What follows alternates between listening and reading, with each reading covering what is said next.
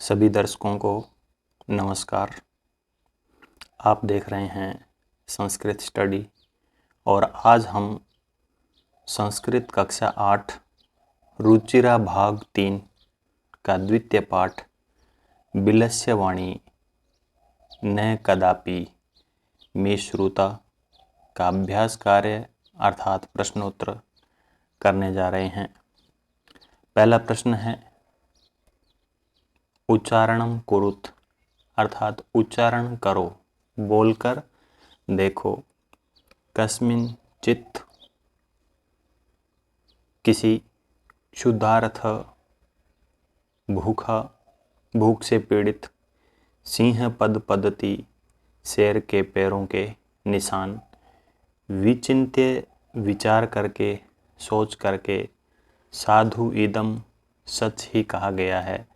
भय संत्रस्त मन साम भय से डर से जिसका मन पीड़ित हो जाता है। प्रतिध्वनि आवाज़ का गूंजना, आवाज़ का लौट कर आना। एतत् श्रुत्वा यह सुनकर सम आह्वानम आवाज़ देना, बुलाना। क्वेश्चन नंबर 2 है एक पदेन उत्तरम लिखत वन वर्ड में उत्तर देना है। एक पद में उत्तर देना है। सिंहस्य नाम किम शेर का नाम क्या है।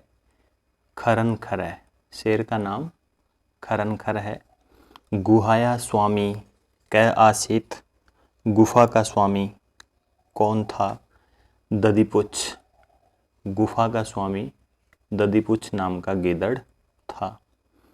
सिंह कस्मिन समय गुहाया समीपे आगत है शेर किस समय गुफा के पास आया था। सूर्यास्त समय अर्थात शाम के समय। हस्तपादादि का क्रिया केसाम न प्रवर्तन्ते हाथ और पैर कब काम नहीं करते हैं।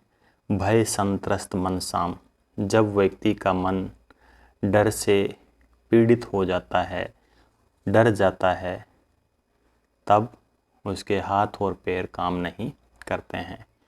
गुहा केन प्रतिध्वनिता गुफा किससे प्रतिध्वनित हुई, गुंजायमान हुई। उच्च गर्जनेन ऊंची गर्जना से, किसकी ऊंची गर्जना से। सिंहस्य उच्च गर्जनेन। नेक्स्ट है क्वेश्चन नंबर 3 पूर्ण वाक्येन उत्तरतः पूरे वाक्य में उत्तर दो। खरनखर कुत्र प्रतिवस्ति समय खरनखर नामक शेर कहाँ रहता था। वने एकस्मिन वने कस्मिंश्चित वने प्रतिवस्ति समय किसी जंगल में रहता था। महती गुहाम दृष्ट्वा सिंह किम अचिंत्यत बड़ी गुफा को देखकर शेर ने क्या सोचा। बड़ी गुफा को देखकर शेर ने सोचा कि निश्चय ही नूनम एतस्याम गुहायाम रात्रोकोपि जीव आगच्छति निश्चय ही इस गुफा में रात में कोई जीव आता है। अतः इसलिए अत्रैव निगूढ़ो भूत्वा तिष्ठामि इसलिए यहीं पर ही छुप करके बैठता हूँ। बड़ी गुफा को देखकर शेर ने क्या सोचा कि नूनम एतस्याम गुहायाम रात्रोकोपि जीव आगच्छति अतः अत्रैव निगूढ़ो भूत्वा तिष्ठामि। शृगाल किम अचिंत्यत गीदड़ ने क्या सोचा। शृगाल अचिंत्यत अहो विनष्टो अस्मि नूनम अस्मिन् बिले सिंह अस्ति इति तर्कयामि तत् किम करवाणि। गीदड़ ने सोचा कि अरे मैं तो विनष्ट हो गया, मर गया, निश्चय ही इस बिल में, इस गुफा में शेर है, ऐसा मेरा तर्क है, अब क्या करूं। शृगाल है कुत्र पलायित है गीदड़ कहाँ भाग गया। गीदड़ शृगाल गुहायाम दूरम पलायित है गीदड़ गुफा से दूर भाग गया। गुहा समीपम आगत्य शृगाल है किम पश्यति गुफा के पास में आकर गीदड़ क्या देखता है। गुहा समीपम आगत्य शृगालः सिंह पद पद्धति गुहायाम प्रविष्टा दृश्यते, कि गुफा के पास में आकर गिद्दड़ शेर के पैरों के निशान गुफा में प्रवेश करते हुए देखता है। नेक्स्ट है कै शोभते, कौन शोभा देता है, कौन सुंदर लगता है, कौन अच्छा लगता है। ये अनागतम कुरुते स शोभते, जो आने वाले दुख के बारे में पहले ही उपाय कर लेता है वह सुंदर लगता है, शोभा पाता है। क्वेश्चन नंबर 4 है रेखांकित पदानि आधृत्य प्रश्न निर्माणम कुरुत। ये एक शुद्धार्थ है। सिंह कुत्र अपि आहारम न प्राप्तवान, भूख से पीड़ित शेर को कहीं भी भोजन प्राप्त नहीं हुआ। आपको क्वेश्चन बनाना है, ये क्वेश्चन मार्क यहाँ से हटा देंगे आप पहले। अब क्वेश्चन बनाएंगे, एक शुद्धार्थ है भूख से पीड़ित, तो क्या लिखेंगे, कीदृश सिंह कुत्रापि आहारम न प्राप्तवान, कैसे शेर ने कहीं पर भी आहार प्राप्त नहीं किया था। ये अंडरलाइन वर्ड है दधिपुच्छ नाम शृगाल गुहाया स्वामी आसीत। दधिपुच्छ नाम का गिद्दड़ गुफा का मालिक था, स्वामी था। इसे क्वेश्चन बनाना है दधिपुच्छ से, तो आप लिखेंगे किम नाम शृगाल गुहाया स्वामी आसीत, और लास्ट में आप क्वेश्चन मार्क लगा देंगे। ऐसा गुहा स्वामी ने सदा आह्वानम करोति, यह गुफा मालिक को हमेशा आवाज़ देती है, तो स्वामी ने षष्ठी विभक्ति है। आप लिखेंगे कस्य सदा आह्वानम करोति। भय संत्रस्त मनसाम हस्तपादादि का क्रिया न प्रवर्तन्ते, भय से पीड़ित मन वाला व्यक्ति का हाथ और पैर काम नहीं करते हैं, तो हस्तपादादि का आप लिखेंगे कीदृशा, या के प्रथमा बहुवचन में आप के लिखेंगे, या कीदृशा क्रिया न प्रवर्तन्ते, भय संत्रस्त मनसाम कीदृशा या के क्रिया न प्रवर्तन्ते। आह्वानेन शृगाल बिल्ले प्रविश्य सिंहस्य भोज्यम भविष्यति। यह अंडरलाइन वर्ड है बिल्ले, सप्तमी विभक्ति एक वचन है, तो आप कुत्र या कस्मिन भी लिख सकते हैं। आह्वानेन शृगाल है बिले अर्थात कुत्र या कस्मिन प्रविश्य सिंहस्य भोज्यम भविष्यति। क्वेश्चन नंबर 5 है घटना कर्मानुसार वाक्यानि लिखत। घटना कर्मानुसार यानी सीक्वेंस वाइज आपको सेंटेंस लिखने हैं।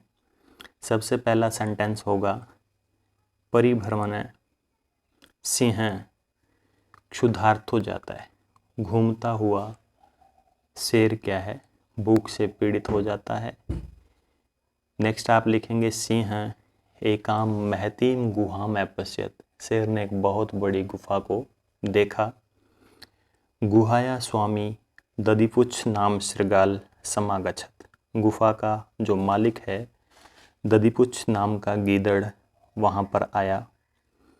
गुहाया को अपि अस्ति इति शृगालस्य विचार, गुफा में कोई है ऐसा गिद्दड़ का मानना था। फिर नेक्स्ट होगा दूरस्थ शृगाल है रव कर्तुम आरब्ध है, दूरस्थ यानी दूर खड़ा, शृगाल है गिद्दड़, रवम यानी शोर आवाज, कर्तुम आरब्ध है शोर करना शुरू कर देता है, प्रारंभ कर देता है। उसके बाद सिंह शृगालस्य आह्वानम अकरोत, शेर गीदड़ को आह्वान करता है, बुलाता है।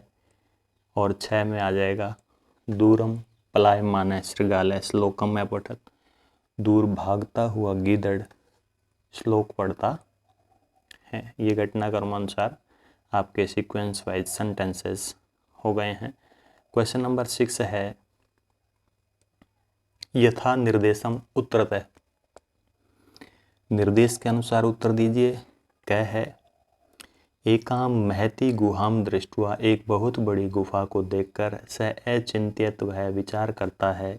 अस्मिन् वाक्ये, इस वाक्य में कति विशेषण पदानि संख्या से पदानि अपि लिखित, संख्या के साथ पदों को भी लिखना है। आपको देखना है कि इसमें एकाम और महती कितने हैं, 2 विशेषण है। आपको नाम भी लिख देना है, संख्या 2 लिखेंगे और एकाम और महती उसका नाम लिख देंगे। नेक्स्ट है तद अहम अस्य आवाहनम करोमि। अत्र अहम इति पदम कस्मै प्रयुक्तम। ये अहम शब्द किसके लिए आया है, ये शेर के लिए आया है। आप लिख देंगे सिंहाय या खरन खराय भी आप लिख सकते हैं। अहम वर्ड किसके लिए प्रयुक्त हुआ है, सिंहाय या खरन खराय।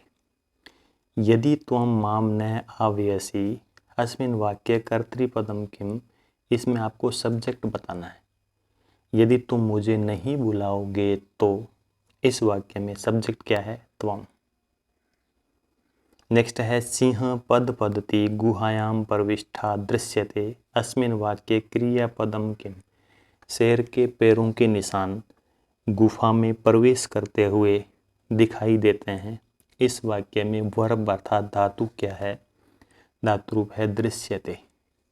अब लिखेंगे दृश्यते। नेक्स्ट है वने अत्र संस्तस्य समागता जरा, यानी इस वन में रहते हुए मुझे बुढ़ापा आ गया है। अस्मिन् वाक्य अव्यय पदम किम। अव्यय वह होता है जो कहीं भी बदलता नहीं है, जैसा है वैसा ही रहता है। तो यहाँ अव्यय शब्द क्या है, अत्र। नेक्स्ट क्वेश्चन है, ये आंसर यहाँ पे लिखे हुए हैं।